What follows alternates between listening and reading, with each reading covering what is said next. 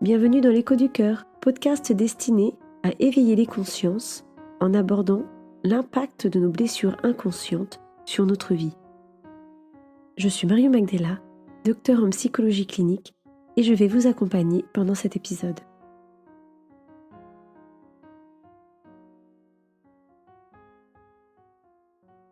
Bonjour à tous, nous nous retrouvons pour ce nouvel épisode de l'Écho du Cœur portant sur la blessure d'injustice. Si vous êtes concerné par cette blessure, ces suggestions vont peut-être résonner. Pourquoi je n'arrive pas à être aimée pour qui je suis alors que je fais tout bien comme il faut? Ou pourquoi est-ce que les autres réussissent toujours mieux que moi? Je n'ai décidément pas de chance. Ou bien encore, avec tout ce que je fais pour m'en sortir, pourquoi rien ne paye? Je ne dois pas le mériter, ce n'est pas juste. Alors, méritons-nous de recevoir l'amour ou l'abondance? Est-ce vraiment une histoire de chance ou de malchance? À mon sens, non. Mais comme vous le savez, en tout cas pour les personnes qui ont déjà écouté d'autres épisodes, nous attirons ce que nous vibrons.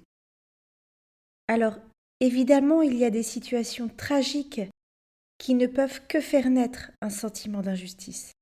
Et j'ai bien conscience que ce que je vais dire va peut-être vous faire bondir ou générer de la colère.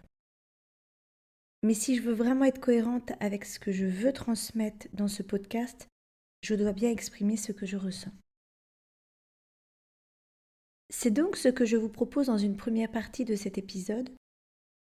Puis j'aborderai la situation de Nathan pour illustrer mes propos et je vous proposerai des exercices pour vous aider à vous libérer. Ce que nous pouvons vivre comme une injustice dans notre vie a un sens du point de vue de notre âme. Pour le dire autrement, ce qui est injuste ici dans la matière, dans ce que nous pouvons vivre dans cette incarnation, est juste sur un plan spirituel. Et comme je le disais, je comprends que ce que je dis peut paraître inentendable. Est-ce juste d'avoir été violé, abusé, maltraité? Ou est-ce juste les guerres, les génocides?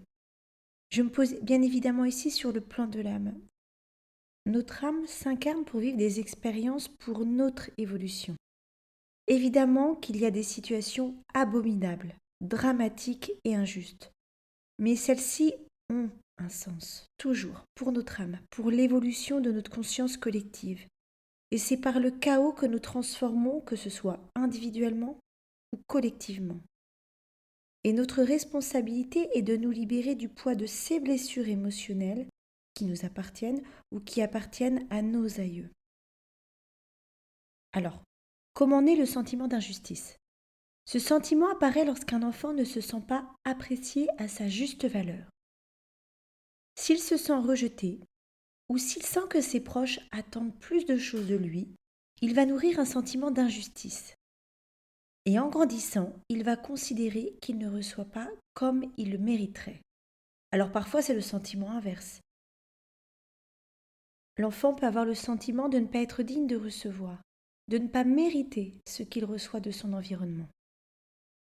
Et pour faire face à ce sentiment d'injustice, il va se couper de ses émotions pour répondre aux attentes, aux exigences de son environnement, de ses parents. Et il va grandir en devenant un adulte perfectionniste qui fait tout bien comme il faut, en faisant le métier qui est attendu par sa famille, en répondant aux codes sociétaux afin d'obtenir une reconnaissance familiale et sociale, en étant apprécié de tous et surtout en gardant ses émotions bien au fond. Il va devenir irréprochable pour se sentir digne de reconnaissance. Le problème, c'est que la personne va ainsi s'interdire de communiquer qui elle est vraiment, ses pensées, ses émotions, ses envies. En bref, la personne va se perdre dans le désir des autres et rompre avec son monde intérieur. Pour certains auteurs, cette blessure apparaîtrait lorsqu'un parent est autoritaire et du même sexe. De par mon expérience, cette blessure peut aussi apparaître avec le parent du sexe opposé, mais aussi auprès de parents narcissiques, dénués d'empathie pour leurs enfants. C'est-à-dire des parents qui ne sont pas en capacité de se mettre à la place de leurs enfants, d'écouter leurs émotions ou de ressentir leurs besoins. Ces parents sont plutôt des parents qui sont centrés davantage sur eux, sur leurs besoins, sur leurs propres émotions. Et l'enfant ne va donc pas se sentir compris, accepté tel qu'il est et reconnu à sa juste valeur. Il va aussi intérioriser que ce qu'il ressent n'est pas important et que seul ce qu'il montre compte, comme ses notes ou son comportement. L'enfant va alors s'adapter pour se sentir digne d'être aimé et il va naître chez lui un sentiment d'injustice. Injustice de ne pas être respecté dans son intégrité, dans ce qu'il est vraiment. Et devenu adulte, il va se cacher derrière un masque pour ne plus être blessé par son entourage. Le problème est qu'il va se perdre peu à peu, finissant par tout contrôler dans sa vie. Et en se coupant de ses émotions, le problème est qu'il va avoir des difficultés à aimer, car cette blessure d'injustice va se réactiver relativement facilement, car l'injustice est un sentiment subjectif. Alors, comment se manifeste cette blessure d'injustice ? Les personnes vont ressentir une insatisfaction et une frustration permanente avec un besoin de se plaindre auprès de leur entourage, comme si ces personnes n'avaient jamais ce qu'elles méritaient et ne pouvaient se satisfaire de ce qu'elles avaient. Elles vont donc ressasser les situations injustes et avoir une tendance à se sentir persécutées. Elles vont par exemple garder une colère contre les personnes qu'elles estiment responsables, colère qui est en réalité tournée vers elles-mêmes. N'oublions pas l'effet miroir comme toujours. Et donc, elles vont garder une attitude froide et distante pour ne jamais montrer leurs émotions et devenir des personnes exigeantes et critiques envers les autres, mais aussi envers elles-mêmes. Et cette forte exigence va entraîner des relations aux autres difficiles, car elles vont avoir du mal à faire confiance et surtout, elles seront déçues de leur relation, car l'autre finira toujours par ne pas répondre à ses exigences. Ce qui va donc engendrer une perte de confiance en l'autre et en soi-même, avec le sentiment que personne ne les aime, malgré tous leurs efforts, que personne ne les comprend vraiment, renforçant donc le sentiment d'injustice et renforçant un repli sur soi. Vous voyez donc que les personnes rentrent vite dans un cercle vicieux et délétère. Pour illustrer mon propos, je voudrais vous parler de la situation de Nathan, qui est âgé de 43 ans. Il m'a rencontré suite à un épuisement professionnel qui l'a conduit à un arrêt de travail de plusieurs mois. Alors, Nathan est père de 2 enfants et il vit avec sa compagne depuis qu'il a 25 ans. Nathan est un homme élégant qui montre un certain soin à son apparence. Il dit lui-même qu'il aime la mode et fait attention à son aspect physique comme le fait sa mère. Il dit être heureux dans sa vie de famille et que le seul problème est situé dans sa vie professionnelle. Alors Nathan est médecin comme son père, bien qu'il ait choisi la voie hospitalière et non le libéral comme ce dernier. Il m'explique avoir fait ce choix sans avoir vraiment pris le temps de réfléchir sur ce qu'il voulait faire.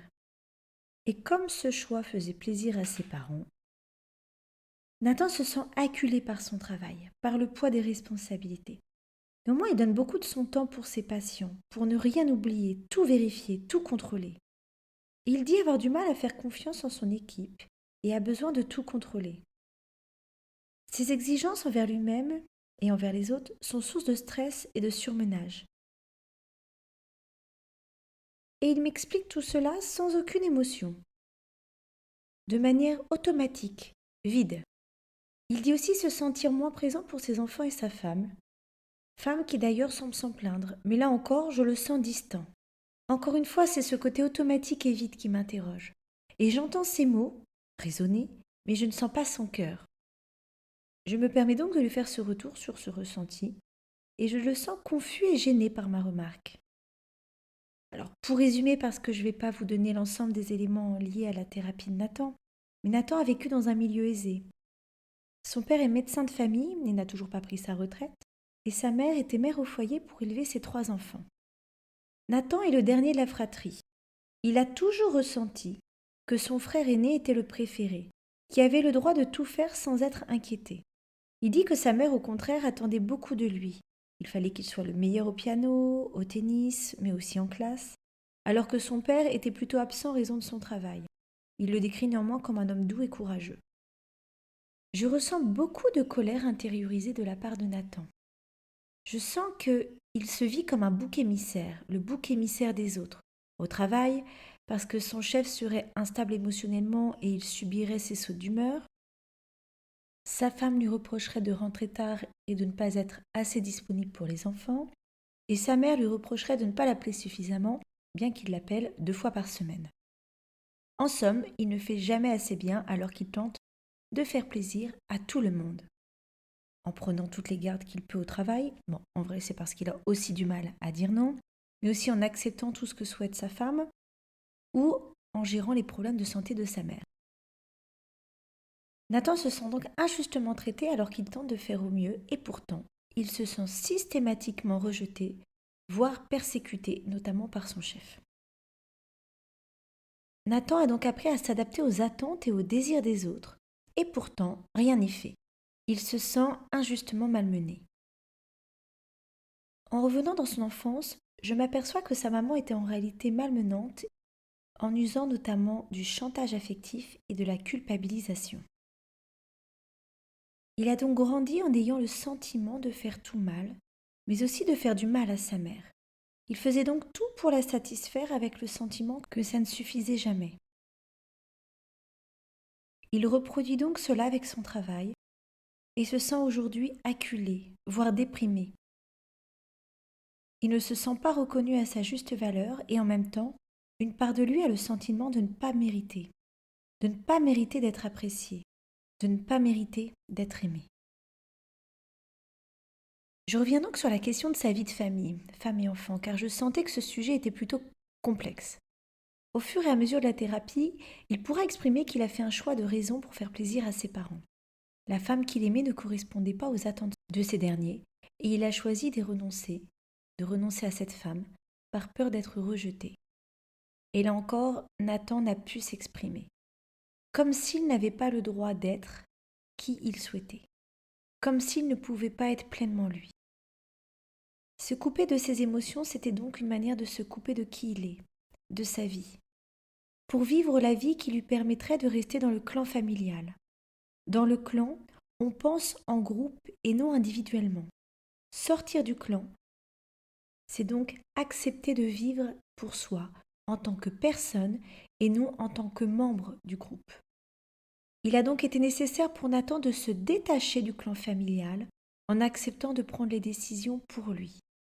Pour cela, nous avons travaillé sur ses croyances limitantes, sur la rencontre avec son enfant intérieur, mais aussi nous avons travaillé sur la reconnaissance de la colère qu'il ressent contre sa mère. Nous avons aussi travaillé sur les blessures d'injustice qui ont été transmises par son père qui a dû fuir son pays lorsqu'il était enfant en raison de la guerre. Sa famille a tout perdu, laissant une empreinte émotionnelle, transmise inconsciemment à Nathan, de rétablir la notoriété familiale face à l'injustice vécue. Alors je ne le dis peut-être pas assez dans les épisodes, mais même si les parents ne le font pas avec la volonté de faire du mal, le fait de faire culpabiliser un enfant ou d'utiliser le chantage affectif est destructeur pour l'estime de soi. Un enfant n'a pas le recul ou la capacité d'analyse d'un adulte. Rendre fautif un enfant du mal-être d'un parent ou de sa souffrance, ou se jouer de ses émotions, ce qui est de la manipulation, va forcément amener l'enfant à culpabiliser durablement. Et pour sortir de cette culpabilité, comme vous pouvez le comprendre, il est donc important en tant qu'adulte de se libérer de ces jeux inconscients en guérissant le cœur de notre enfant intérieur. Alors, comment faire pour se libérer de cette blessure d'injustice ? Je vous propose 3 exercices. Le premier exercice est d'effectuer votre génosociogramme sur la problématique de l'injustice. Car d'expérience, la blessure d'injustice est souvent une blessure transmise en héritage par un de nos parents, voire parfois par les deux. Pour rappel, pour ceux qui ne connaissent pas, le génosociogramme se présente comme un arbre généalogique, mais l'idée est de noter ici les faits historiques et culturels, ou les blessures émotionnelles, les répétitions de mémoire inconscientes, concernant la problématique de l'injustice sur plusieurs générations. Donc vous partez de vous à la base, vous pouvez mettre votre fratrie donc à côté de vous dans l'ordre des naissances. Ensuite, Sur la génération plus haute, vous mettez vos parents, puis ensuite vos grands-parents, etc., sur le maximum de générations que vous puissiez. Et l'idée, c'est vraiment de pouvoir faire les liens entre les répétitions de différents schémas. Par exemple, sur la question de l'injustice, y a-t-il eu des faillites ou des pertes d'emplois traumatiques, des guerres, des exodes, ou des persécutions religieuses ou culturelles, ou le rejet d'un clan familial, des abus, des morts violentes, comme par exemple des assassinats. Bref, toute situation traumatique qui aurait pu marquer votre généalogie d'une injustice profonde. Cet exercice va donc vous permettre à la fois de conscientiser cette blessure, mais aussi de travailler sur l'écho avec votre propre histoire. D'où mon deuxième exercice, qui est de libérer la mémoire traumatique à travers l'exercice des bonhommes allumettes de Jacques Martel. Pour les personnes qui le souhaitent, j'ai mis en ligne sur YouTube une vidéo pour expliquer comment faire cet exercice, qui, je le répète, est très efficace et très puissant en termes de libération. Pour ceux qui ne connaissent pas l'exercice des bonhommes allumettes, je dis pour ceux qui ne connaissent pas parce que j'en ai parlé à plusieurs reprises dans mes différents épisodes, mais si c'est le premier épisode que vous écoutez de l'écho du cœur, l'exercice des bonhommes allumettes permet de couper avec la croyance limitante, mais aussi avec la blessure émotionnelle. Il s'agit de couper avec le lien qui nous attache à cette croyance, qui nous attache à cette blessure émotionnelle, pour pouvoir libérer notre être de cette blessure. Donc je reviens par rapport à la dynamique de l'injustice. Donc vous pouvez utiliser par exemple les phrases que je vais vous proposer, l'idée étant que ce qui est important, c'est qu'elles puissent résonner avec vous et de ne pas reprendre mes phrases si celles-ci ne résonnent pas avec votre propre blessure, parce que ce sera à la fois inefficace et surtout ça ne viendra pas pleinement libérer la croyance qui vous fait souffrir. Je vous propose donc 3 phrases. Ce n'est pas juste, je n'y suis pour rien, c'est toujours moi qui prends. Ou bien encore, ce n'est pas juste, je n'y arrive pas alors que je fais tout pour réussir. Ou encore, ce n'est pas juste, je n'ai jamais de chance, je n'ai pas le droit d'être heureuse, je ne le mérite pas. Je rappelle, plus vous serez juste avec la croyance limitante qui vibre en vous, et plus vous pourrez libérer la blessure de votre enfant intérieur. L'idée est vraiment de pouvoir parler avec des mots d'enfant. Quand la phrase est trop compliquée ou qu'elle est trop cérébrale, ou si la phrase est trop en lien avec ce que vous vivez aujourd'hui en tant qu'adulte, mais pas suffisamment en résonance avec une blessure profonde, cela ne fonctionnera pas avec la même intensité. Ce qui ne veut pas dire que ça ne va pas fonctionner, mais plus vous allez aller à l'origine de la blessure, à l'origine de ce qui fait mal à votre enfant intérieur, à ce qui le fait souffrir, et plus vous pourrez pleinement vous libérer. Et enfin, troisième exercice, comme je vous l'ai dit, la blessure d'injustice amène une impossibilité pour la personne d'exprimer qui elle est pleinement. Elle va donc se couper de ses émotions sans pouvoir les communiquer, ce qui entraîne donc un déséquilibre émotionnel dans notre gorge, plus exactement notre chakra-gorge. Il est donc nécessaire d'apprendre à communiquer ses émotions, ses ressentis aux autres, sans avoir peur d'être rejeté pour qui nous sommes. 2 options donc d'exercice. Soit une lettre à votre enfant intérieur pour lui exprimer avec empathie votre colère ou votre tristesse, ou autre, selon votre ressenti bien sûr. Colère ou tristesse de voir que cet enfant a dû se couper de ses émotions pour plaire, pour répondre aux attentes de son environnement, par peur d'être rejeté, exclu du clan. Comme s'il n'avait pas le droit d'exister pleinement, comme s'il n'avait pas le droit de prendre ses propres décisions, de faire ses propres choix, et de lui exprimer qu'il aurait dû être aimé de manière inconditionnelle par papa et ou par maman. Qu'il n'était pas juste qu'il vive cela, qu'il n'était pas juste qu'il ressente qu'il ne méritait pas d'être aimé pour qui il est. Et de lui dire combien vous l'aimez, si vous le ressentez bien sûr.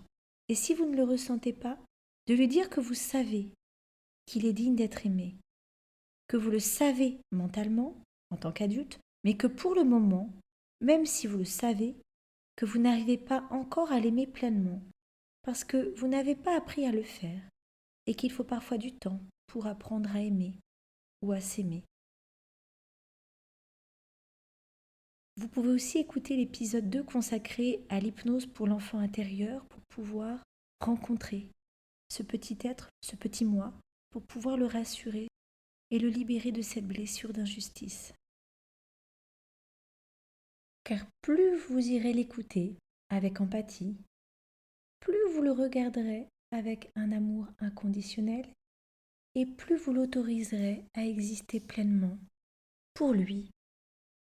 En parallèle, vous pouvez également travailler sur votre chakra-gorge, qui est le lieu de l'expression de soi, le fait de pouvoir communiquer aux autres qui nous sommes pleinement.